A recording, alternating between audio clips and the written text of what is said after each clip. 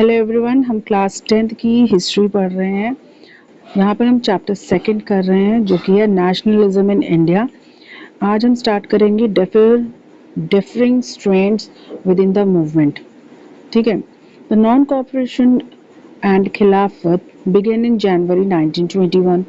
Various social groups participated in this movement, each with its own specific aspiration.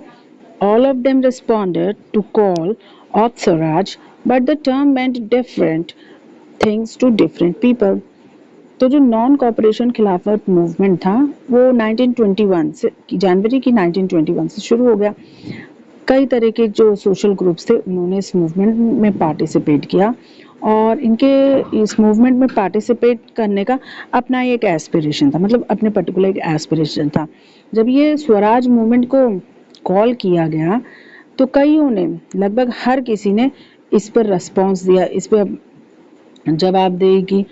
अब क्या हुआ कि जितने भी लोगों ने, जितने भी सोशल ग्रुप्स ने या इंडिविजुअल्स ने इनमें जो पार्टिसिपेट किया था, स्वराज पे रिस्पॉन्स दिया था, स्वराज कॉल को, मतलब अपना जवाब दिया स्वराज कॉल को, तो उनका जो टर्म था स्वराज को लेकर, जो उनका टर्म था वो अलग अलग था। अलग अलग लोगों के लिए अलग अलग मतलब था स्वराज का। Now the movement in the towns. अब टाउन्स में मूवमेंट, ये जो हड़ताल हैं ये टाउन्स में भी होने लगी। The movement started with middle class participation in the cities. Thousands of students left government controlled schools and colleges, headmasters and teachers resigned, and lawyers gave up their legal practice. The council elections were boycotted in most provinces except Madras, where the Justice Party, the party of the non-Brahman, felt that entering the council was one way of gaining some power, something that usually only Brahmins had access to. तो ये जो movement था, पहले तो ये middle classes के participation के साथ शहर में शुरू हुआ। उसके बाद कई स्टूडेंट्स ने, जिन्होंने गवर्नमेंट कंट्रोल कॉलेज को छोड़ दिया था, उन्होंने इस मूवमेंट को ज्वाइन किया। हेडमास्टर्स ने और टीचर्स ने रिज़ाइन कर दिया। जो लॉयर थे उन्होंने लीगल प्रैक्टिस बंद कर दी।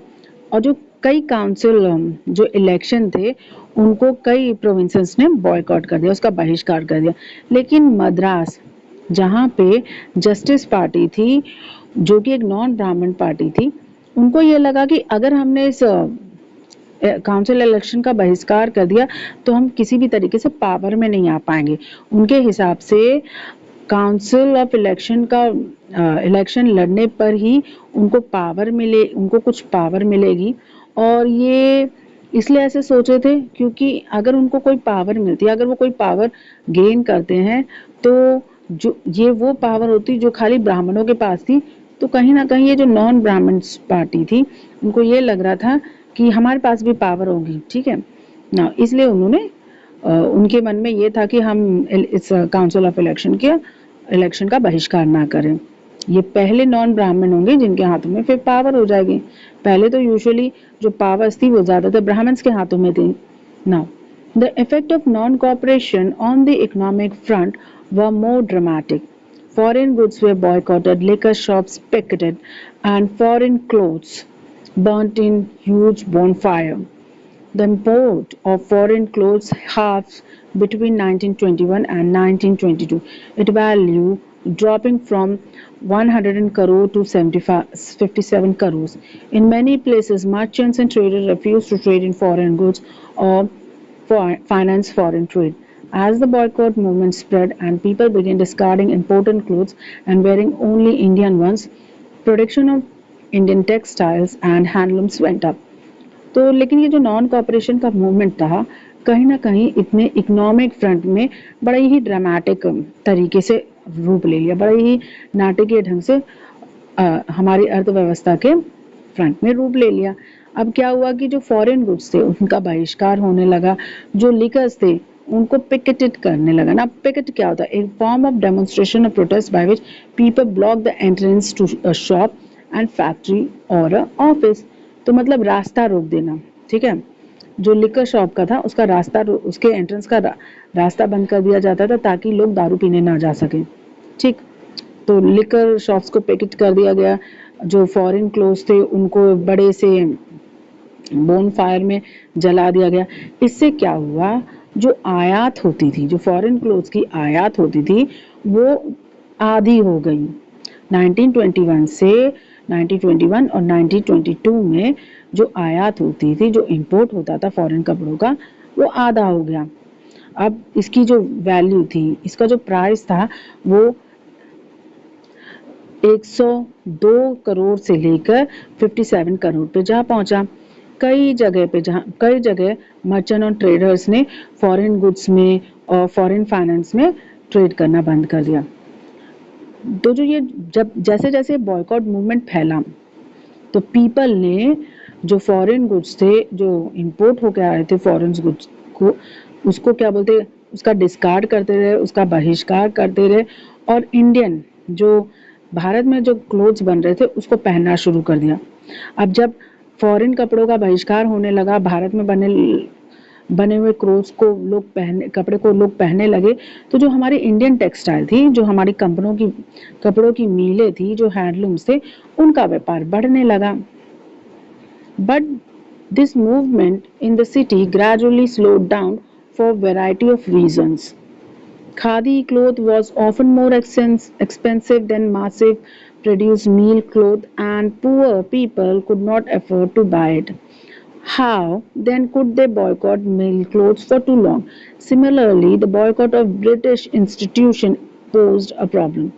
For the movement to be successful, Indian institution had to be set up so that they could be used in place of British one. These were slow to come up.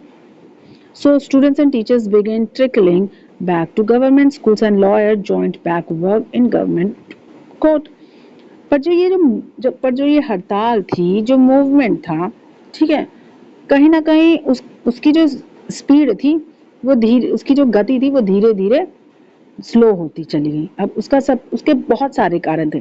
पहला था कि लोग khadi cloth खरीदने, पहला जो कारण था, वो सबसे बड़ा कारण ये था कि खादी कपड़ों का, जो खादी कपड़े थी, जो मिल्स में जो कपड़े बनते थे, उससे कई गुना ज़्यादा महंगे थे, और जो गरीब लोग थे वो उसको खरीदने के औकात में नहीं थे, मतलब वो अफोर्ड नहीं कर सकते थे।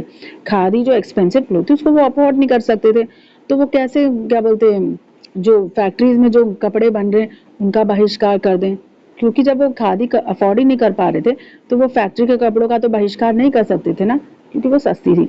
और दूसरा कारण ये था कि जो ब्रिटिश इंस्टीट्यूशन का, ठीक है ना, अगर हमें ब्रिटिश इंस्टीट्यूशन का बहिष्कार करना है, तो हमारे पास उसका एक ऑल्टरनेटिव होना चाहिए, यानी कि एक इंडियन इंस्टीट्यूशन सेटअप होना चाहिए था, जिसको बनने में बहुत टाइम लग जाता। तो इसका नतीजा क्या हुआ, जो स्टूडेंट्स थे, जो टीचर्स थे, वो धीरे धीरे धीरे वापस गवर्नमेंट स्कूल में जाने लगे, जो लॉयर्स थे वो वापस गवर्नमेंट कोर्ट में जाने लगे। तो यहाँ मेन जो प्रॉब्लम थी कि ब्रिटिश इंस्टीट्यूशन से इंडियन इंस्टीट्यूशन नहीं थे, जिसकी वजह से ये जो स्टूडेंट्स थे, ये जो लॉयर्स थे, ये जो टीचर थे, वापस ब्रिटिश स्कूलों, ब्रिटिश कोर्ट्स में जाने लगे, मजबूर हो गए, मतलब उनके पास और कोई चारा नहीं था, मजबूरन उनको वापस जाना पड़ा, ज्वाइन करना पड़ा।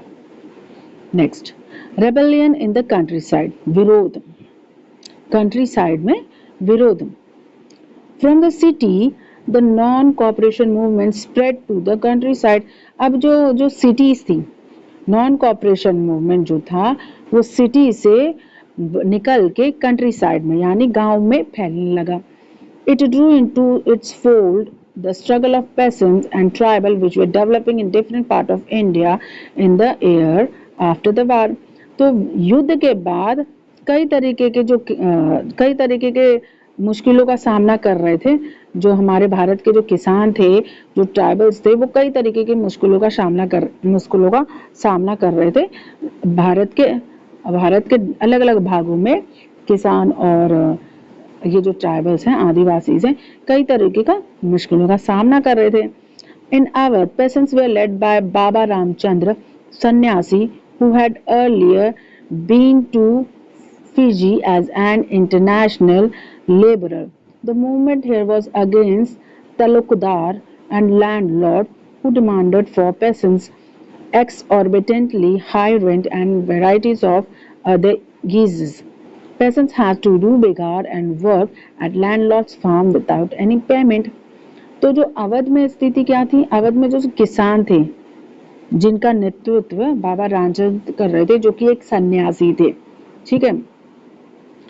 तो वहां पे क्या हो रहा था, वो ये जो मूवमेंट था, वो जो ये आंदोलन था, ये तालुकार और वहां के जमींदारों के खिलाफ था। तालुकार और जमींदारों के खिलाफ इसलिए था, ये पेशेंट से बड़ा ही मतलब अनुमान से भी कई गुना ज्यादा रेंट, हाई रेंट किसानों से ले रहे थे और उनके ऊपर कई तरीके की और शुल्क लगाया जा रहा था। तो जब वो पेशेंट्स शुल्क देने के काबिल नहीं होते थे या वो शुल्क नहीं दे पाते थे, तो वो क्या करते थे, उन किसान को मजबूर करते थे कि वो उनकी बेगार करें। अब बेगार उस चीज को कहा जाता है जहाँ पे आप काम करते लेकिन आपको कुछ मिलता नहीं है बदले में, आपको कोई पैसा वैसा या खाने पीने के लिए नहीं मिलता, आप फ्री में उनका काम कर देते, तो उसको कहते हैं बेगार।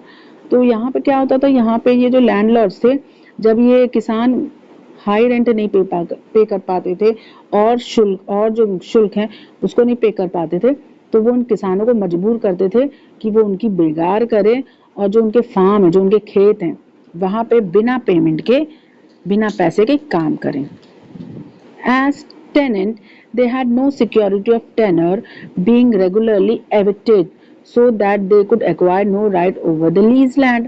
The peasant movement demanded reduction of revenue, abolition of begar, and social boycott of oppressive landlord. तो जो किराएदार थे या ये कहें टेनेंट थे, तो उनका कोई टर्म नहीं था, उनको कभी भी चाहे निकाल सकते थे, ठीक है। अब उनको रेगुलर बेस पे निकाल दिया जाता था। तो ये जो टेनेंट्स है, ये जो किराएदार चाहते थे, ये जो किराएदार थे, उनका जो लीज लैंड था, जो किराए पे जो लैंड लेते थे, उस पे उनका कोई अधिकार नहीं था, ठीक। क्यों? क्योंकि ये टेनेंट थे, इनको काम करने के लिए कहा तो जाता था, लेकिन एक टर्म नहीं दिया जाता था कि भाई तुमको यहाँ से इतने साल काम करना है। मतलब उनको काम करने के लिए कह देते थे, लेकिन उनको कोई वक्त नहीं बताते थे कब से कब तक करना है, और कभी भी जब भी लैंडलॉर्ड का मन करता था वो उनको निकाल देते थे। अब इससे क्या होता है कि जो किराए पे वो लैंड लेते हैं उस पर उनका अधिकार खत्म हो जाता है। तो मतलब उनका कोई अधिकार नहीं था, किराए पे जो लैंड लेते थे उसके ऊपर उनका कोई अधिकार नहीं था। तो पेसेंट क्या चाहते थे, तो किसान क्या चाहते थे, जो रेवेन्यू है उसको रिड्यूस किया जाए, उसको कम किया जाए, और जो बेगार जैसी चीज है उसको खत्म कर दी जाए, ठीक है। और जो ऑपरेसिव मतलब जो ऑपरेसिव लैंडलॉर्ड हैं उनका सोशली तौर पे, सामाजिक तौर पे उनका बहिष्कार किया जाए। मतलब ऑपरेसिव लैंडलॉर्ड्स वो लैंडलॉर्ड्स होते हैं जो मतलब जोर दबाव डालते हैं, सप्रेस करने की कोशिश करते हैं अपने टेनेंट्स को, ठीक है। इन मेनी प्लेसेस नई धोबी बंद were organized by panchayat to deprive landlords of the service of even barber and washerman. तो कई जगह पे, ठीक है, कई जगह पे नई धोबी बंद जैसी चीज ऑर्गेनाइज की गई पंचायतों द्वारा, जो कि कहीं ना कहीं जो लैंडलॉर्ड्स थे, लैंडलॉर्ड्स को अलग करते थे, डिप्राइव करते थे, जो सर्विस लेते थे बार्बर और वॉशरमैन की, ठीक है। In June 1920, Jawaharlal Nehru began going around the village in Awadh, talking to the villagers and trying to understand their grievance. तो जून 1920 में तो जवाहरलाल नेहरू थे, उन्होंने अवध के गांव का दौर करना शुरू कर दिया, वहां के गांव वालों से बातें करना शुरू कर दी, बातचीत की, वहां के गांव वालों का जो दुख था उसको समझने की कोशिश की, ठीक है। By October, the Oudh Kisan Sabha was set up headed by Jawaharlal Nehru, Baba Ramchandra and few others. Within a month, over 300 branches has been set up in the village around the region. So, when the non-cooperation movement began the following year, the effort of Congress was to integrate the Awadh peasant struggle into the wider struggle. तो अक्टूबर आते आते अवध किसान सभा को बनाया गया, जिसका नेतृत्व जवाहरलाल नेहरू ने किया, बाबा रामचंद्र और कुछ और लोगों ने किया। और 1 महीने के अंदर अंदर इसकी 300 ब्रांचेस को गांव में बना दी गई। ठीक है, गांव में जितने भी रीजन थे वहां पे 1 महीने के अंदर ये जो अवध किसान सभा थी उसकी 300 ब्रांचेस बना दी गई। अब कांग्रेस का काम क्या था?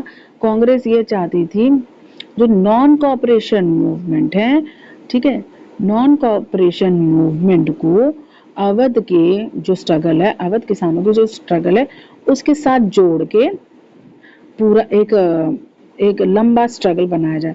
वो अवध किसानों का स्ट्रगल को नॉन कॉपरेशन मूवमेंट के साथ मिलाने की कोशिश की गई। अब यहाँ क्या हुआ? The peasants movement, however, developed in form that the Congress leadership was unhappy with. As the movement spread in 1921, the houses of Talukar merchants were attacked, bazaars were looted, and grain hoarded were taken over. In many places, local leaders told peasants that Gandhiji had declared that no tax were to be paid and land was to be redistributed among the poor. The name of Mahatma Gandhi was being invoked to sanction all action and aspiration. तो जो कांग्रेस थे वो ये चाहते थे non cooperation movement की जो साल शुरू हुआ था उसको अवध के किसानों के स्ट्रगल के साथ जोड़कर इकट्ठा एक संघर्ष किया जाए। पर लेकिन जो पेसेंट्स का जो आंदोलन था वो उस आंदोलन ने इस तरीके का रूप लिया जिसकी वजह से जो कांग्रेस के जो लीडरशिप थी, कांग्रेस के जो नेता थे वो बहुत ही नाखुश हुए। मतलब ये जो किसानों का जो आंदोलन था अवध का, उसने एक बड़ा ही नया मोड़ ले लिया। अब मोड़ ये था कि जैसे जैसे ये आंदोलन बढ़ा, ठीक है, जैसे जैसे ये मूवमेंट 1921 में फैला तो वहां पे क्या होने लगा, जो दो तुल्लकदार थे, जो मर्चेंट्स थे, उनके घरों पे अटैक होने शुरू कर दिए, उनके घरों पे हमला होने शुरू कर दिए। जो बाजारें थी वहां पे लूटपाट मच गई और जो भंडार था, जो अनाजों का भंडार था, उस पे हमला करके उसको लेना शुरू कर दिया, उसको लूटना शुरू कर दिया। अब कहीं जगह पे जो लोकल लीडर थे वो वहां के किसानों को गांधी जी के नाम पे ये बताते थे कि गांधी जी ने कह दिया है कि अब किसी चीज पे टैक्स देने की जरूरत नहीं है। गांधी जी ने ये भी कहा है कि जो जमीन है उसको दोबारा गरीबों में बांटेंगे। तो ये लोकल लीडर्स जो थे वो गांधी जी का नाम लेके किसानों को ये कह रहे थे। अब जब गांधी जी का नाम जस्टिफाइड करने लगे, जब लोग महात्मा गांधी का नाम लोगों को इन्वोक करने के लिए लेने लगे, अपने एक्शन जो वो काम कर रहे हैं, जो अपने एस्पिरेशन जो वो कर रहे हैं उसको सही साबित करने के लिए, मतलब ये ओवरऑल ये कहा जाए तो जो लोकल लीडर्स थे वहाँ के वो गांधी जी का नाम अपने फायदे के लिए लेने लगे। गांधी जी के नाम पे वो अपने एक्शन और अपने एस्पिरेशन को सही साबित करने लगे। The tribal peasants interpreted the message of Mahatma Gandhi and idea of Swaraj in yet another way. तो जो ट्राइबल पेसेंट्स, जो आदिवासी किसान थे, उन्होंने जो महात्मा गांधी का जो मैसेज था स्वराज का, उसको बड़े ही अलग नजरिए से देखा। ठीक है, मतलब दूसरे ही नजरिए में उन्होंने देख लिया, दूसरे ही तरीके से उन्होंने अपने दिमाग में ले लिया। इन द उद्यम hill of Andhra Pradesh, for instance, a militant guerrilla movement spread in the early 1920s, not a form of struggle that the Congress could approve. तो जो आदिवासी किसान थे उन्होंने जो महात्मा गांधी का स्वराज का जो मैसेज था उसको बड़े अलग तरीके से ले लिया। अब अलग तरीके से कैसे ले लिया? जो आंध्र प्रदेश के जो गुदम हिल्स में थे वहां पे एक मिलिटेंट गोरिल्ला आंदोलन फैलना शुरू हो गया। मतलब चारों तरफ मिलिटेंट गोरिल्ला आंदोलन 1920s में फैलना शुरू कर दिया। अब ये उस तरीके का स्ट्रगल नहीं था जिसको कांग्रेस ने अप्रूव किया था, जो कांग्रेस चाहते थे। कांग्रेस एक अहिंसावादी स्ट्रगल चाहते थे, बट यहाँ पर क्या हुआ, यहाँ पर एक मिलिटेंट गोरिल्ला आंदोलन छिड़ गया। ठीक है, अब here as in the other forest region, the colonial government has closed large forest area, preventing people from entering the forest to graze their cattle or to collect fuel wood and fruits. This enraged the hill people. Not only were their livelihood affected, but they felt that their traditional rights were being denied. When the government began forcing them to contribute begar for road buildings, the hills people revolted. The person who came to lead them was an interesting figure. तो अब क्या हुआ, कई कई जो जंगली इलाके थे, जंगल वाले कई इलाके थे जहाँ पे कॉलोनियल गवर्नमेंट की सरकार थी, वहाँ पे उन्होंने क्या किया, ये बड़े बड़े जो जंगल एरिया थे उनको बंद कर दिया। अब उन्होंने उस जंगल को बंद कर दिया, बड़े बड़े जंगलों को बंद कर दिया, और वहाँ पे जो लोग थे उनको अपने जो कैटल्स थे, अपने जो जानवर थे, जंगल में जाने, पहले तो वहाँ के लोगों को जंगल में एंट्री बंद कर दी, वहाँ के लोगों को ये मनाही कर दी कि वो अब अपने जानवर जंगल में जाके नहीं चरा सकते, ना ही वो जंगल में जाके लकड़ी इकट्ठी कर सकते जलाने के लिए, ना ही वो जंगल में जाके फल फ्रूट ले सकते हैं। तो अब इससे क्या हुआ, जो ट्राइबल लोग थे, जो वहाँ के लोकल लोग थे, उनके अंदर गुस्सा जाग गया। उनको ये लगने लगा कि अगर ये सब चीज़ें बंद कर देंगे तो वो जिएंगे कैसे, वो सरवाइव कैसे करेंगे। अगर वो जंगल में जाकर ईंधन नहीं लेंगे, जंगल में जाकर फ्रूट नहीं लेंगे, फल नहीं लेंगे, जंगल में जाके अपने कैटल्स यानी पशु नहीं चराएंगे, तो फिर वो जिएंगे कैसे। और ये तो उनका बेसिक अधिकार है, ये तो इनका ट्रेडिशनल अधिकार है। अब वो उनके ट्रेडिशनल अधिकार से उनको अलग कर रहे हैं। उनके दिमाग में ये बात आ गई कि कोई बाहर का आदमी आके अब उनकी जगह पे उनको कोई चीज़ करने के लिए मना कर दे, वो ये चीज़ बर्दाश्त नहीं कर पा रहे थे। और ऊपर से जो गवर्नमेंट थी वो उन ट्राइबल्स लोगों को बेगार करने के लिए कह रही थी। बेगार क्या थी कि भाई बिल्डिंग्स बनाओ, मतलब रोड्स बनाओ। वो अब उनको बेगार करने के लिए भी कह रही थी कि भाई अब तुम्हें रोड बिल्ड करनी पड़ेगी। तो जो हिल के पीपल थे उन्होंने इसके खिलाफ विरोध कर दिया। और जो इन हिल पीपल की मदद कर रहा था वो बड़ा एक इंटरेस्टिंग फिगर था। अब ये कौन था, ये था अलूरी सिरी Sitaram Raju. Alluri Siri Sitaram Raju claimed that he had a variety of special power. He could make correct astrological prediction and heal people, and he could survive even bullet shot. Captivated by Raju, the rebel proclaimed that he was an incarnation of God. Raju talked of the greatness of Mahatma Gandhi, said he was inspired by the non-cooperation movement and persuaded people to wear khadi and gave up drinking. But at the same time, he asserted that India could be liberated only by the use of force and not non-violence. तो जो revolt था, जो इनके खिलाफ जो लड़ाई हो रही थी, मतलब जो गुस्सा आ गया था पीपलों को कि भाई उनके बेसिक अधिकार से ये ब्रिटिश लोग रोक रहे हैं, तो इनको जो लीड कर रहा था, उनको जो नेतृत्व कर रहा था, वो था अलूरी सीताराम राजू। अब ये अलूरी सीताराम राजू ने लोगों से कहा कि मेरे पास बहुत तरीके की स्पेशल पावर है, ठीक है। तो वो ये कह रहा था कि मैं एस्ट्रोलॉजी के जरिए लोगों की प्रेडिक्शन कर सकता हूँ, मैं लोगों को हील कर सकता हूँ, और यहाँ तक कि मैं जो गोली है उस पर भी सरवाइव कर सकता हूँ। नाउ राजू की बातों में लोग आ गए, अलूरी सीताराम राजू की बातों में लोग आ गए। अब जो रिबेल्स थे, जो विरोध थे, वो इस बात को कहने लगे कि ये जो राजू है ये भगवान का स्वरूप है, ठीक है, ये भगवान का ये भगवान का इनकारनेशन है। तो राजू भी महात्मा गांधी की महात्मा गांधी के जो महानता है उनका बखान करने लगे, ठीक है। उन्होंने ये कहा कि मैं महात्मा गांधी के नॉन कोऑपरेशन जो मूवमेंट है उससे बड़ा प्रभावित हूँ।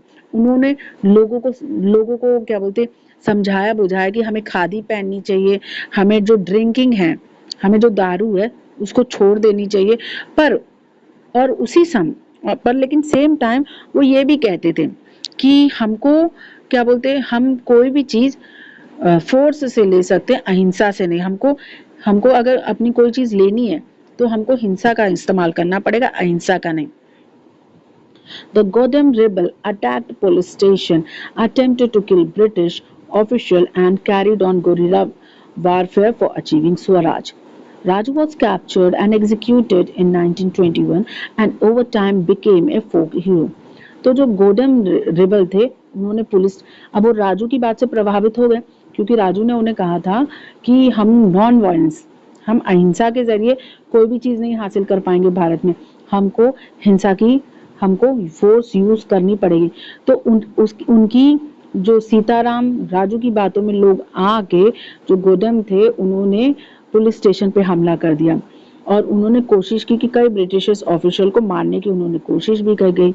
और ये जो गरिल्ला वारफेयर था उन्होंने फॉर स्वराज को अचीव करने के लिए उन्होंने गोरिल्ला वारफेयर भी शुरू कर दिया। अब क्या हुआ कि राजू को इन सब चीज़ से परेशान होकर ब्रिटिश ने राजू को 1924 में पकड़ा और उसको 1924 में उसको एग्जीक्यूट कर दिया, उसको मार दिया।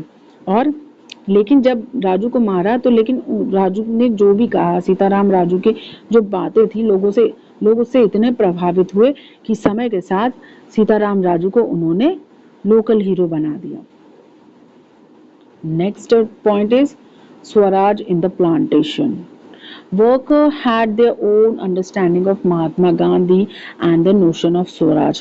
For plantation worker in Assam, freedom meant the right to move freely in and out of confined space in which they were enclosed and meant retaining a link with the village from which they had come. तो जो workers थे, जो असम के workers थे, उनकी अपनी समझ थी महात्मा गांधी को लेकर और महात्मा गांधी के स्वराज के आइडिया को लेकर। तो जो प्लांटेशन के जो वर्कर्स थे, असम में जो प्लांटेशन के वर्कर्स थे, उनके हिसाब से फ्रीडम का मतलब था कि हम आज़ादी से अंदर और बाहर जा सकें, एक कन्फाइंड प्लेस में ना रह के हम आज़ादी से अंदर और बाहर जा सकें। हम जहाँ से रहते हैं, हम जहाँ से आए, हम जिस गांव से आए हैं, हम उस गांव से जुड़े बने रहें, ठीक है। मतलब अपना जो लगाव है उस गांव से हमारा बरकरार बना रहे, ठीक। तो उन असम के जो वर्कर्स थे, प्लांटेशन वर्कर्स थे, उनके हिसाब से तो यही था कि भाई हम आराम से एक जगह से दूसरी जगह फ्रीली मूव कर सके। हमारी जो जड़ें हैं, हमारा जो गांव जहाँ से हम आए वहाँ से हम अपनी जड़ें बनाए रखें। Under the Inland Immigration Act of 1859, plantation workers were not permitted to leave the tea garden without permission, and in fact they were rarely given such permission. तो Inland Immigration Act 1859 के अनुसार जो प्लांटेशन वर्कर्स थे, जो असम के plantation workers थे, वो बिना किसी इजाज़त से टी गार्डन को नहीं छोड़ के जा सकते थे। बिना परमिशन के वो टी गार्डन नहीं छोड़ के जा सकते थे। और ये जो परमिशन थी उनको बड़ी मुश्किल से मिलती भी थी। अगर वो परमिशन लेना भी चाहते थे तो वो परमिशन थी बहुत ही बड़ी मुश्किल से मिलती थी, कभी कभी तो मिलती ही नहीं थी। When they heard of the non-cooperation movement, thousands of workers defied the authority, left the plantation and headed home. They believed that Gandhi Raj was coming and everyone would be given land in their own village. They, however, never reached their destination. Strained on the way by railway and steamer strike, they were caught by the police and brutally beaten up. तो जब ये असम के plantation वर्करों ने ये सुना कि महात्मा गांधी जी ने नॉन कॉपरेशन मूवमेंट शुरू किया है, तो हजारों में जो प्लांटेशन वर्कर्स थे उन्होंने जो अथॉरिटी थी, जो प्लांटेशन ओनर की अथॉरिटी थी, जो उनकी पावर थी, उसको नकार दिया। उन्होंने प्लांटेशन ओनर्स के जो पावर को तो उसको उन्होंने नकार दिया। उन्होंने वो जो प्लांटेशन था उसको छोड़ दिया और वो गांव की तरफ जाने लगे, क्योंकि वो इस बात पे यकीन कर रहे थे कि एक दिन गांधी राज आएगा और सबको अपनी जमीन मिलेगी, अपने गांव में सबको जमीन दी जाएगी उनके अपने गांव में। तो उन्होंने वो प्लांटेशन छोड़ दिया और अपने गांव की तरफ जाने लगे। लेकिन वो कभी अपने गांव पहुंचे ही नहीं, अपने डेस्टिनेशन पहुंचे ही नहीं। क्यों? क्योंकि जब वो गांव जा रहे थे तो कहीं रेलवे पे, कहीं स्टीमर पे स्ट्राइकें चल रही थी, हड़तालें चल रही थी। और जब ये हड़तालों के झुंड में, ये जो हड़ताल जहाँ ये हड़ताल चल रही थी, वो जो प्लांटेशन के वर्कर्स थे वो उसी झुंड में फंस गए। जब वो उस झुंड में फंस गए, हड़ताल के झुंडों में फंस गए, तो उनको पुलिस द्वारा पकड़ा गया और उनको बहुत ही बुरी तरीके से उनकी पिटाई की गई।